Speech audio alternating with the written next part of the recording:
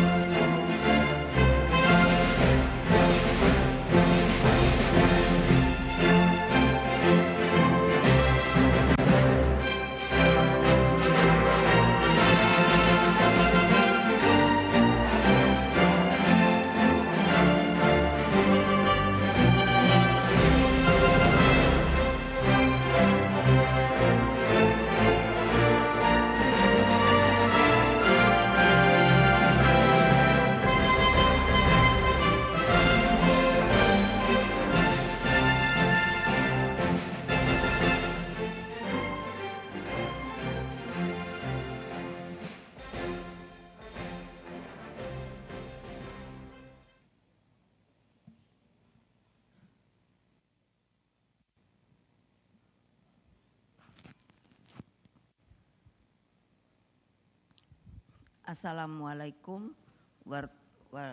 warahmatullahi wabarakatuh. Salam sejahtera untuk kita semua. Shalom, Om Swastiastu, Namo Buddhaya, salam kebajikan, Rahayu. Salam Pancasila. Salam Pancasila. Merdeka! Merdeka! Merdeka!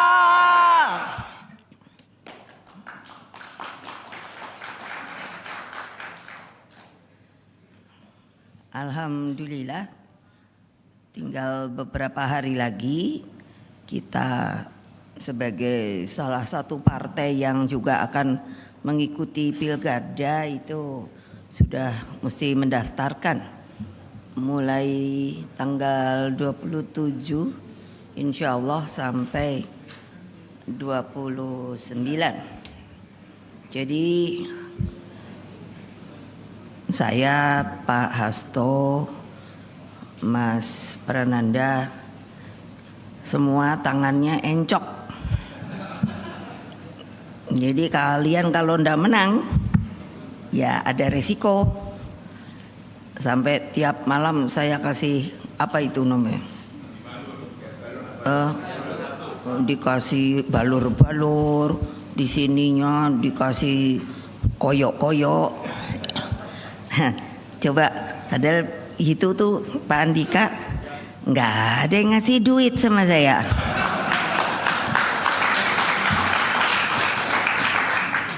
Itulah PDI Perjuangan. Tadi saya tanya dengan Pak Hasto, kira-kira masih berapa? 40 ya? Ini ya, yang mesti ini. Terakhir karena ini gelombang ketiga. Alhamdulillah tadi telah ditayangkan dan tiap saya kasih penugasan saya bilang kalau di PDI Perjuangan ini harus tempur, mesti menang. Semuanya sih bilangnya siap Bu, menang Bu. Ya gampang kalau ngomong, nanti di lapangan deh. Hehe. Suka gitunya itu loh. Saya suka mikirin gitu. Kadang-kadang antara apa ya, keinginan dengan kenyataan itu suka jauh gitu loh. Padahal saya selalu bilang kamu tuh realistis, objektif sajalah. Makanya suruh turun ke bawah terus. Terus apa yang belum turun ke bawah? Angkat tangan. Tuh kan, gitu aja susah banget. Artinya kan selalu harus begini loh. Saya tuh ndak pernah begitu loh. Saya dulu asal ada tugas. Saya dulu waktu tahun 86 begitu masuk partai langsung ditugasi untuk calon DPR toh. Iya tuh. Ya saya jalan-jalan aja. Akhirnya terus menang 3 kali. Padahal dapilnya saya berulang kali bilang satu provinsi loh, 35 kabupaten kota Jawa Tengah loh. Kok bisa ya? Itu karena tidak, sekarang ini saya tadi bilang udah belum apa-apa punyanya, inginnya tuh zona nyaman terus, berilusi terus, nggak mau bergerak. Jadi kalau kita perhatikan dinamika politik ini ya, ini buat saya dialektika. Bung Karno mengajarkan pada saya dialektika. Jadi kita bisa lihat gitu. Terus nanti melihat aksi reaksi gitu kan. Nanti semuanya saya ajarin itu, siapa yang enggak mau nurut out gitu aja. Saya pusing. Karena mau ikut jadi PDI Perjuangan atau mau dompleng aja gitu loh. Saya nggak mau lagi. Ya kalau konsisten aja kalau mau jadi. Ya baik pemirsa, sambil menunggu Ketua Umum Megawati Soekarno Putri untuk mengumumkan calon kepala daerah selanjutnya, yakni yang kita tunggu-tunggu, kita akan ajak pemirsa NTV untuk berdialog bersama dengan peneliti SMRC yang juga seorang pengamat politik, Saidiman Ahmad. Mas Diman, selamat siang, terima kasih sudah bergabung. Meski melalui sambungan Zoom, saya rasa tidak akan menjadi gangguan untuk kita berkomunikasi ya. Kita masih menunggu-nunggu keputusan atau pengumuman dari Ketua Umum PDI Perjuangan. Ini sepertinya menurut Anda apakah save the best for last atau masih belum mantap nih keputusannya? Masih ada perundingan di balik itu? Saya kira memang PDI Perjuangan akan hati-hati ya untuk melihat ya, karena kita lihat ada perkembangan terakhir. Misalnya ya, saya membaca komentar-komentar dari internal PDI Perjuangan atau beberapa pendukung ya PDI Perjuangan yang kemudian belum sepenuhnya bisa menerima PDI Perjuangan atau partai mereka ini mendukung Anies Baswedan yang kita tahu setidaknya dalam 2 kali peristiwa pemilu itu berseberangan dengan PDI Perjuangan dan cukup keras.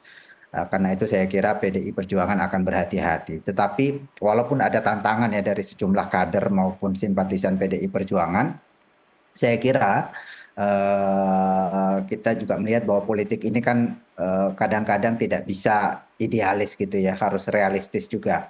Dan kalau dalam konteks Jakarta, saya kira Anies Baswedan adalah satu di antara sedikit tokoh atau mungkin satu-satunya tokoh yang di atas kertas atau menurut hitung-hitungan politik itu bisa menghadapi tokoh seperti Ridwan Kamil yang juga sangat populer dan didukung oleh partai-partai besar.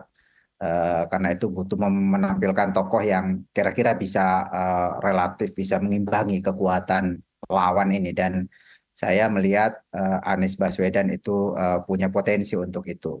Tentu saja Anies Baswedan punya kekurangan ya, karena selama ini dia cenderung lebih dekat kepada lawan ideologi dari PDI Perjuangan, yaitu kelompok Islam.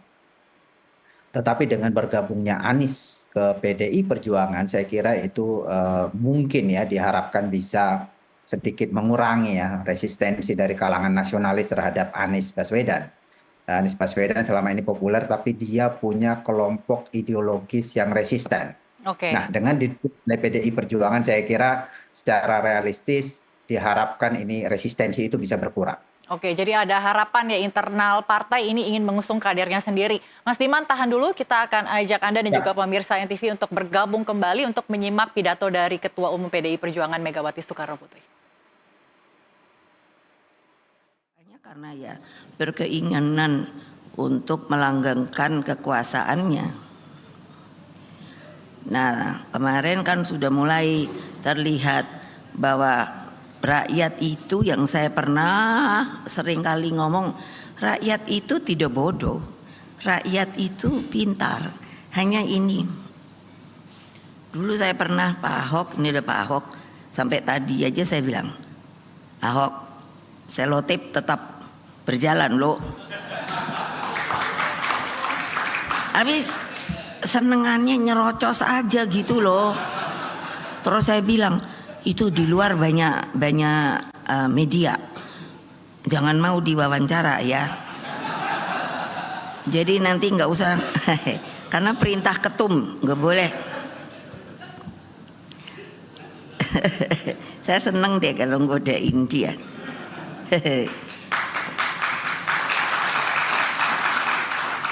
Lah masa gitu. Jadi rakyat sekarang udah ngerti deh. Oh iya, terutama alhamdulillah akhirnya MK hakim-hakimnya ternyata masih punya nurani dan keberanian.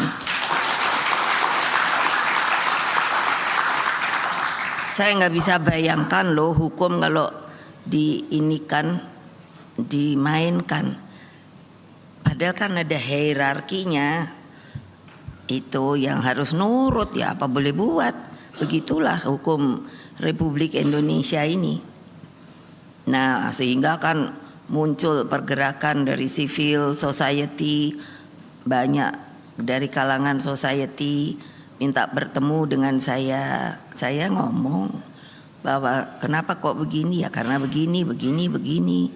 Para akademisi, para budayawan, seniman, dan tentunya sekarang saya perhatikan para mahasiswa. Saya masih merasa bersyukur. Akhirnya mahasiswa rupanya apa ya, kalau mudeng bahasa Jawa, bahasa Indonesia apa ya, mengerti.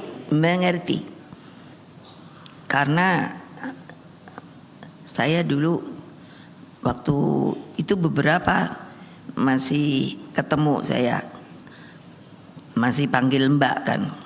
Mbak, saya masih ingat loh situ ke Trisakti.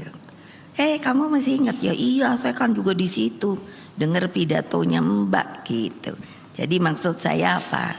Jelek-jelek saya itu tahu peristiwa waktu zaman mau reformasi itu loh.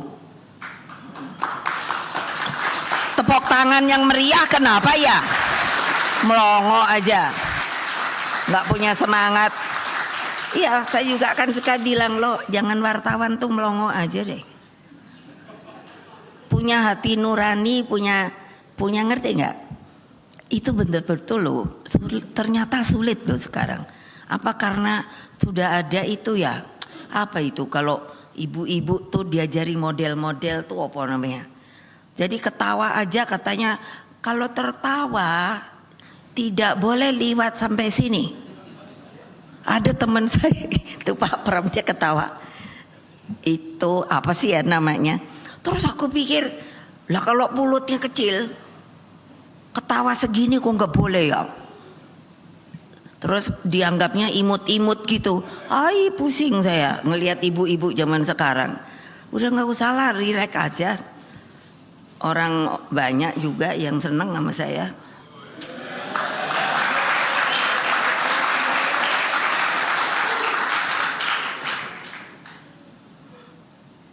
Jadi kan waktu saya tuh pikir, inget banget itu apa itu namanya DPR itu, kan waktu itu juga saya liatin nih, keren juga nih mahasiswa zaman segitu. Terus kemarin itu kan saya terus ngikuti ya, jangan adik-adik pikir saya ibu nggak ngikutin loh. Terus enak aja ditangkap sampai 300-an. Terus mana dia orangnya? Ini itu saya suruh dia ngeliatin duluan gitu. Bener toh? Udah gitu yang lainnya terus juga datang juga gitu. Waduh, saya pikir enak aja, duluan kita lah daripada mereka. Gawat. Nah kan akhirnya konstitusi ini kan dia iyalah mampu menembus benteng kekuasaan. Lah orang bener loh. Saya beribu-ribu terima kasih sama hakim-hakim MK masih punya nurani. Karena kalau baca pidato saya, itu kan saya suruh baca lagi. Yang waktu itu saya udah bilang, wah. Ini kalau MK-nya kayak gini padahal itu yang saya buat. Gitu, waduh nih new order baru bisa muncul lagi loh. Iyalah. MK loh, yo ngosok gitu. Tapi ini rupanya udah balik nih. Meskipun demikian, makanya kita tidak boleh terlena. Karena apa? Kenapa ya? Itu mungkin yang saya selalu bilang, Indonesia karena sudah tidak ada, katakan damai, tidak ada sengketa begitu. Jadi orang mulai merasa nyaman, tapi nyamannya ada yang tidak benar. Jadi terus saya bilang ini masuknya ke zona nyaman. Sudah tidak mau lihat banyak masih orang yang susah. Masih banyak itu anak stunting. Nanti kalau Bu Airin cepat-cepat itu yang namanya Banten, kalau jadi situ, iya stunting kok pakai persen-persen. Stunting tuh ya 0. Sudah mengerti belum sih ibu-ibu tuh sebetulnya kenapa heboh stunting? Saya berulang kali bilang, kalau itu hanya dalam pertumbuhan, jadi kerdil pendek.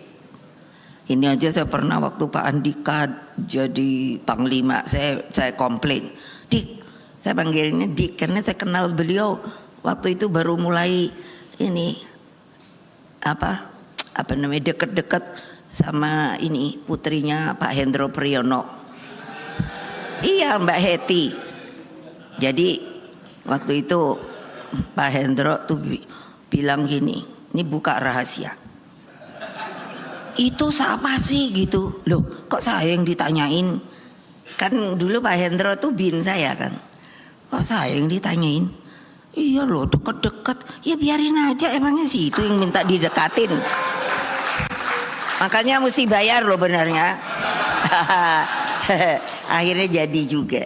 Jadi saya manggilnya Dika aja. Dik, gimana sih kamu panglima malah nurunin ini tinggi badan, tadinya 170 sekarang diturunin 160. Akibat ya itu, bayangin loh, stunting tuh bisa lebih. Tapi yang sudah pasti tolong dicatat IQ-nya rendah. Terus gimana regenerasi kita kalau anak bangsanya kena stunting udah pendek, terus betul loh, mungkin nggak sampai 100 kali IQ, mungkin di bawah itu 80-an gitu. Aduh, mau ngajarinnya susah loh gitu loh. Makanya aduh udah deh 0 gitu. Ya asal cerewet aja itu Bu Airin. Saya ini kan dikenalnya cerewet. Udah selalu kalau yang nggak seneng Ibu Mega itu kan udah perempuan kayak laki, cerewet. Saya seneng malah. Iya, daripada gini coba.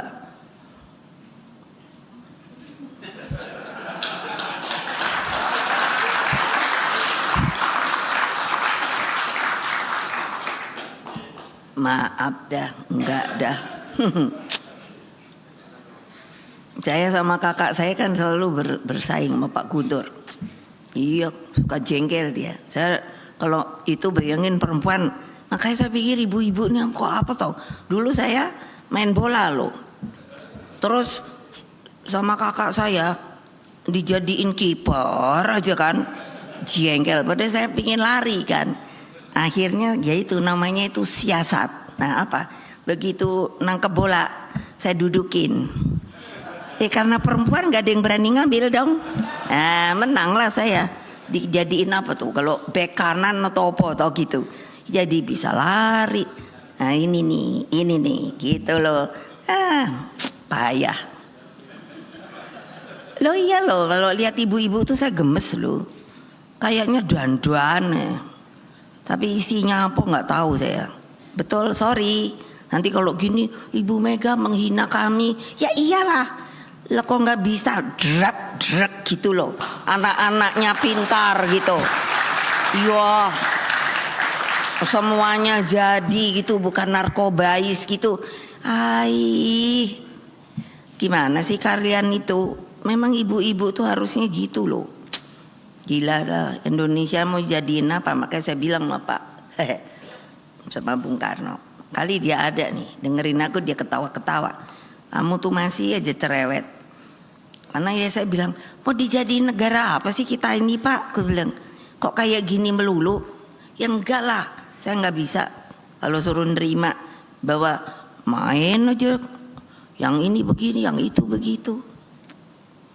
Nah, makanya saudara-saudara sekalian, saya selalu mengatakan juga rakyatku yang kucintai dimanapun kalian berada, tolong dengar saya.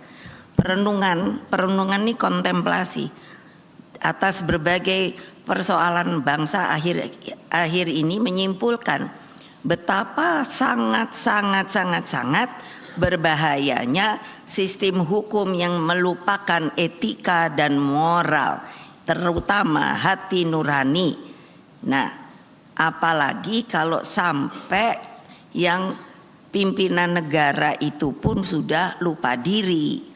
Sekiranya seluruh pemimpin menempatkan sikap kenegarawanan, berbagai krisis konstitusional dan kecurangan TSM itu terstruktur, sistematis, masif, tidak perlu terjadi.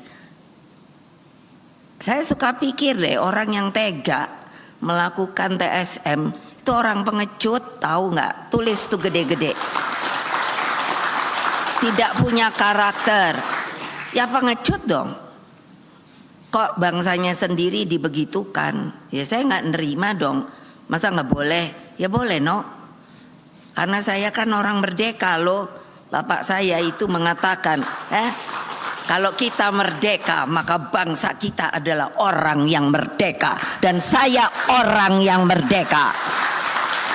Jangan coba-coba ya, kalian mencari mau menjadikan saya target. Saya lawan. Enak aja, emangnya siapa gue? Iya kan udah ada yang mikir-mikir, oh ini mesti nih si cerewet ini mesti begini-begini. Aku pikir ini ku omongin supaya jangan, Ibu Mega kan pinternya juga berintimidasi. Coba, begitu besar loh energi bangsa yang terbuang, bener deh. Kita nih bisa lebih maju dari sekarang loh, heran saya. Sampai persoalan mendasar seperti kemiskinan ekstrim, stunting, rendahnya kualitas pendidikan, kenaikan harga pangan, hingga KKN tidak terselesaikan. Sebenarnya yang diinginkan para pendiri bangsa itu apa toh? Belajar dari rendahnya etika dan moral tersebut. Jadi mereka itu udah memberikan sebetulnya warisan sama kita, yaitu apa? Nation and character building. Jadi selain nationnya dijaga, kita manusianya itu punya harga diri, pintar. Saya tuh suka ngelihat kalau lihat orang kayak duduk aja gini, aku pikir itu matanya keren banget, bersinar, mantap. Ini pasti orang pintar. Udah gitu aja aku. Iya, tapi coba bayangin kalau, aduh, udah dah, gua tinggalin dah. Loh, kamu aja ketawa, bisa dibayangkan kan?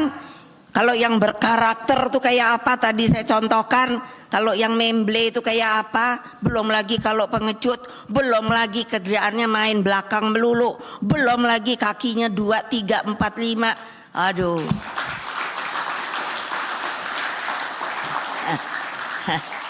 Nggak ada deh kalau di PDI kayak gitu, nggak usah aku ngomong, udah aku suruh aja mana dia orangnya.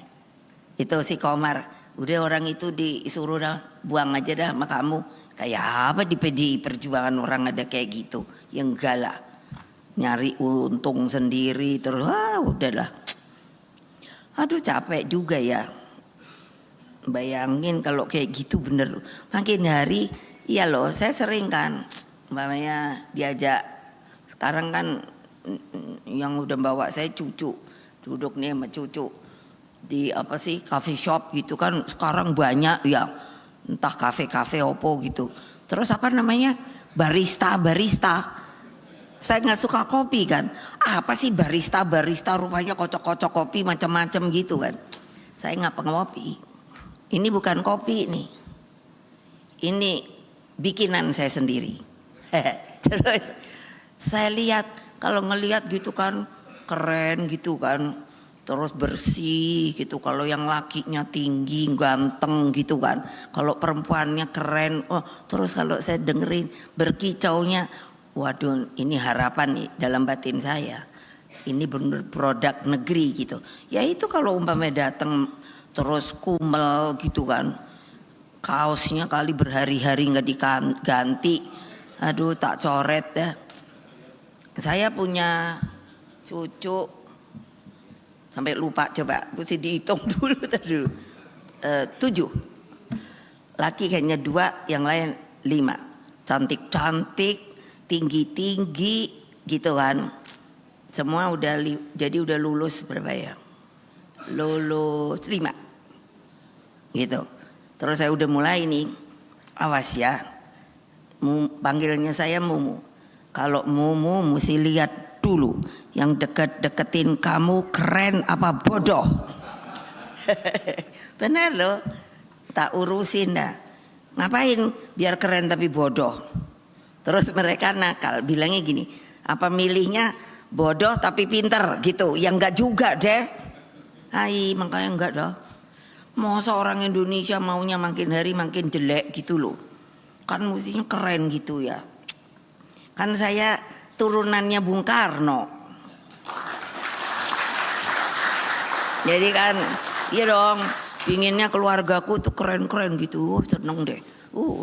Terus saya sekarang udah punya cicit. Kemarin ulang tahun 2 tahun, cantik dan udah saya lihat matanya tuh tak gitu. IQ-nya tinggi nih. Nah, gitu dong. Itu orang Indonesia, saya lagi ngomongin bukan untuk menyenangkan, tapi itu nation and character building, tahu nggak? Itulah manusia Indonesia ke depan gitu loh, nggak lembek.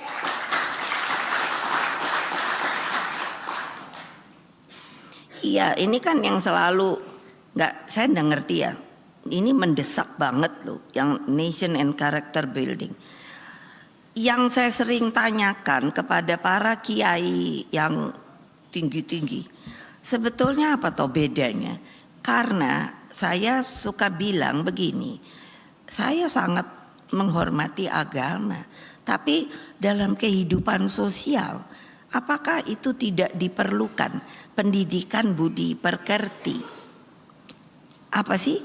Seperti saya, anak presiden loh, bapak ibu saya mengajarkan selain beragama itu mengerti budi pekerti. Sebagai contoh, ibu saya, bapak saya selalu ngomong, kalau ada orang tua, kalau kamu mau liwat mesti agak bungkuk. Itu budaya bangsa. Kalau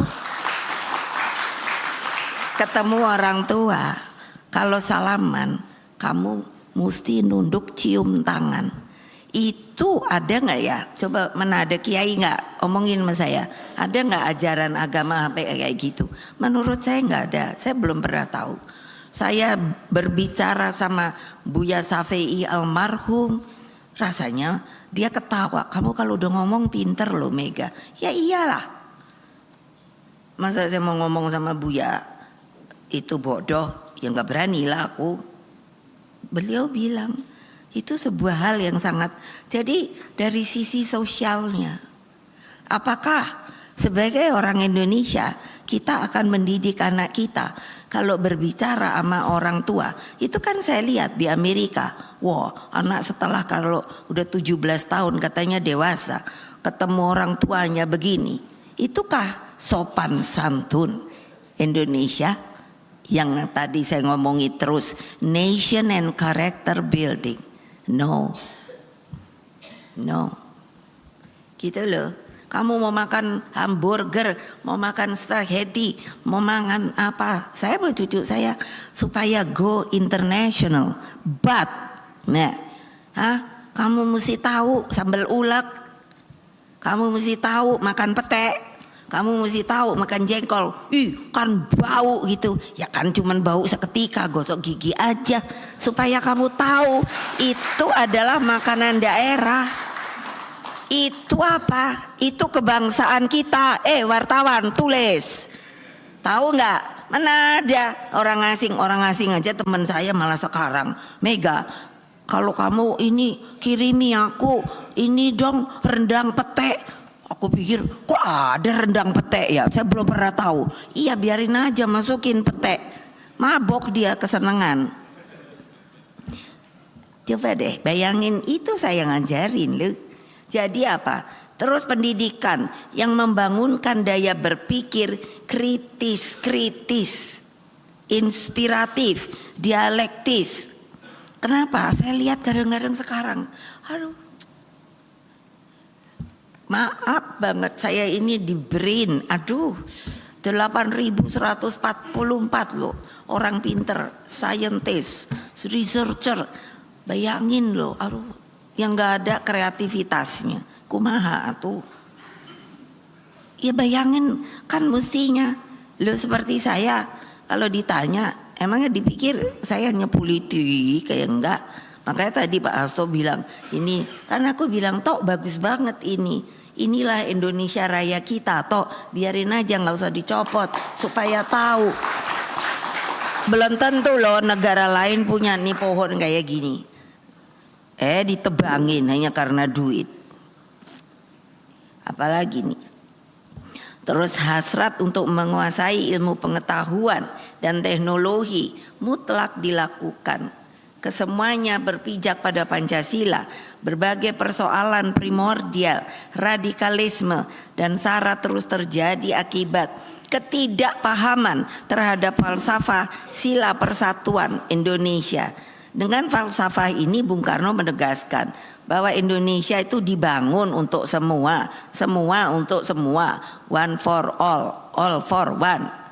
Nanti kalau itu toh ketemu anak-anak muda, suruh dia ngomong one for all for one gitu, supaya nggak melempem gitu. Iya, bener deh aku ngelihat anak-anak sekarang, sorry ya, aduh, atau kumaha ini ya. Untuk memasukkan dedication of life. Jadi bukannya Bung Karno, kita boleh punya dedication of life. Itu loh. Jadi kan gimana ya? Jadi prinsip ini harus diingat. Setiap warga negara itu memiliki kedudukan, hak dan tanggung jawab yang sama di mata hukum. Jadi bukannya hanya sementara orang. Yang paria, yang orang di bawah sebetulnya haknya sama. Oleh sebab itu kita perlu menolong mereka, gitu loh. Makanya saya sudah bilang kali ini saya nggak mau yang namanya setiap nanti orang. Saya bilang sama Presiden, ini lucu deh namanya aturan. Masa yang namanya visi misi itu dari presiden sampai kepala desa suruh bikin. Ayo, bener apa enggak? Lah kan gimana? Presidennya mau dituruti oleh siapa? Ayo. Kepala desanya enggak tahu piye. Makanya saya bilang no.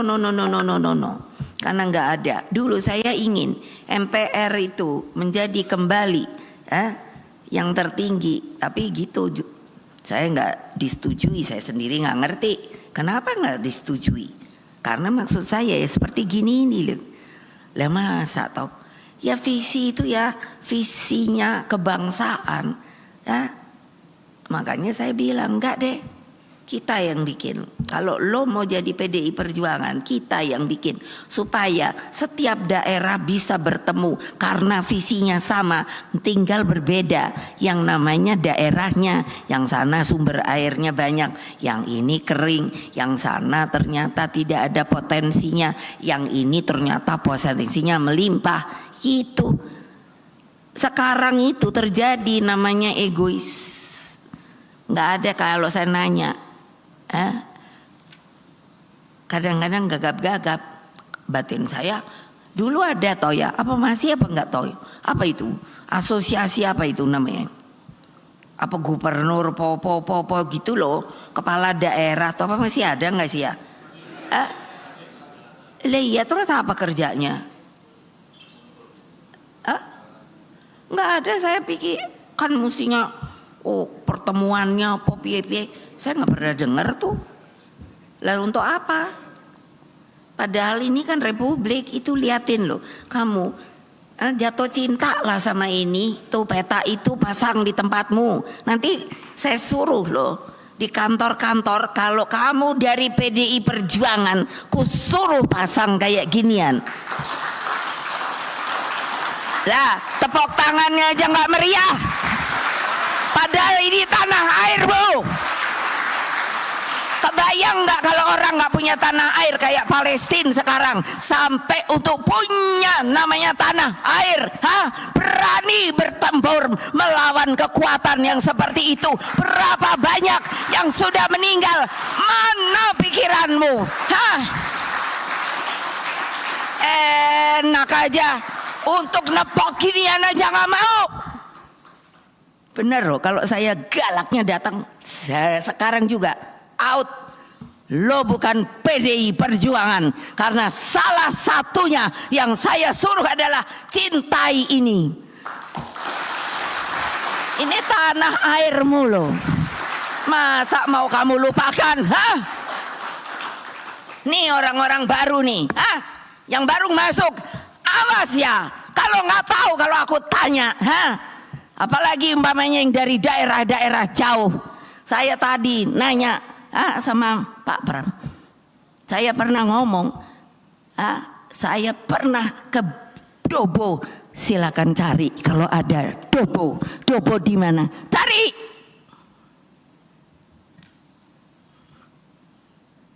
Jadi jangan sombong. Sepertinya udah tahu semua. No. Betul. Cari deh, lihat. Kalau nanti saya panggil lo jangan gemeter, suruh mana Dobo, langsung kalau tahu. Emang nggak ada di situ. Bayangkan, karena segini, sekacang, saya udah pergi ke situ. Alhamdulillah. Ya apa? Karena kecintaan pada negeri ini, saya hanya mau lihat juga sampai yang jauh-jauh, yang entah-entah kemana.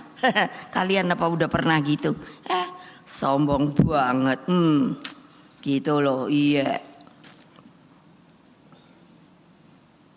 Ya bagaimana mau tahu Pancasila yang udah dibilangin Bung Karno, one for all for one. Saya bilang sama bapak saya, Pak, saya laporan. Saya udah tahu loh, Republik Indonesia ini dari tempat-tempat yang kota sampai pelosok-pelosok. Yang paling gak enak kalau pergi itu kemana? Ke bagian timur. Lah daripada kalian ke luar negeri, saya sampai ngomong itu yang DPR tuh, mbok ya ada apa kunjungan kerja, mbok pergilah, perginya ya gitu kemana kayak di ini, enggak selalu luar negeri.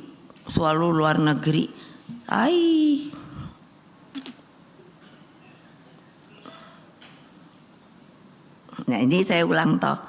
Ya kita nih warga negara Indonesia yang sah lo, punya KTP lo. Lo kok terus kita di TSM. Betul apa enggak? Nah lihat, diem toh. Betul apa tidak? Airin, ngomong yang keras. Nah, iya dong. Kalau lo udah masuk PDI lo, awas lo ya.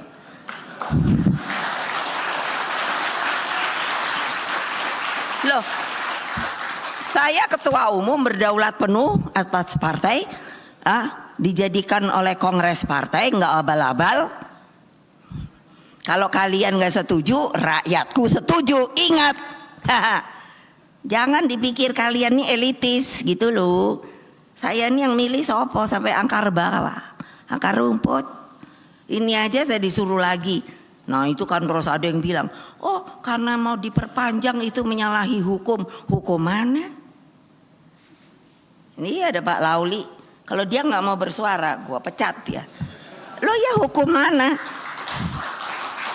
Orang setiap partai itu ADART-nya berbeda. Betul apa tidak Pak Lauli? Yang keras.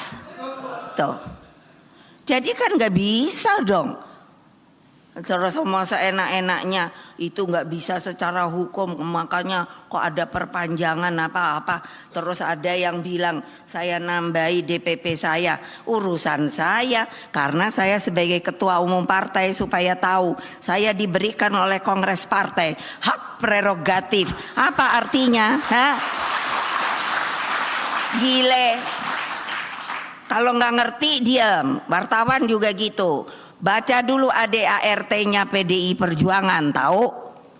Jangan asal berkira-kira.